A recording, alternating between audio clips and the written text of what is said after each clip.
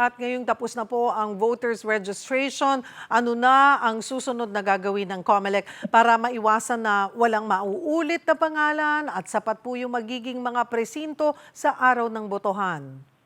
Ipapatupad po natin ang mandato ng Republic Act 8189 at yun din po yung dahilan kung bakit wala na tayong extension. Dahil sa mga susunod na araw po ay ipapakil na ang pagpala ng mga nag-apply kung saan binibigyan ng pagkakataon po ang lahat na mag-file ng opposition at yun naman pong na-oppose mag-file ng kanyang depensa. Dahil sa June 1 po, didesisyonan na ang mga applications na lahat ng tinanggap ng ating ERB. Pagkatapos po niyan ay talagang ilalatag na po natin yung final list ng mga botante na ipapaskil muli, yung ating mga presinto at sisiguraduhin na mababa po sa 600 kada presinto dahil kung tatandaan po natin, manual elections po ang barangay kaya nauobliga po kami na damihan yung ating mga presinto nang sa gayon makatapos kagad. Huwag po kayo mag-alala doon po sa mga susunod po nating cycle ng registration ay mas pag-iigihin pa po natin yung ating paghahanda.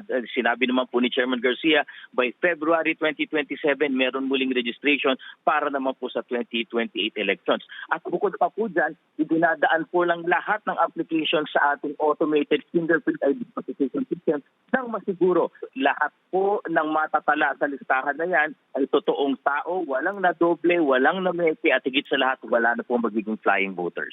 Kumustahin na rin po namin yung paghahanda ng COMELEC sa gagawing eleksyon sa BARM.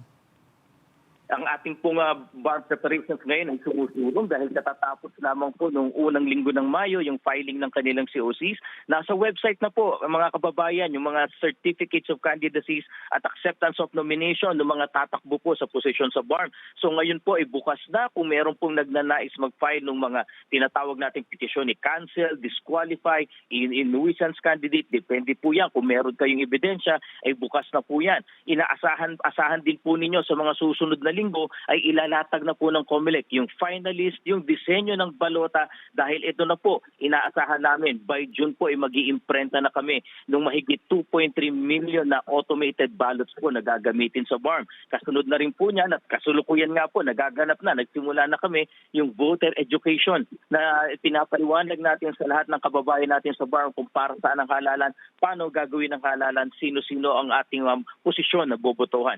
Magkakasunod na aktibidades po yan ng Cheryl, pati na rin po yung technology part ay inaayos na po yan ng COMELEC ng sa gayon. Maibahagi natin sa publiko ang lahat ng paghahandang ito.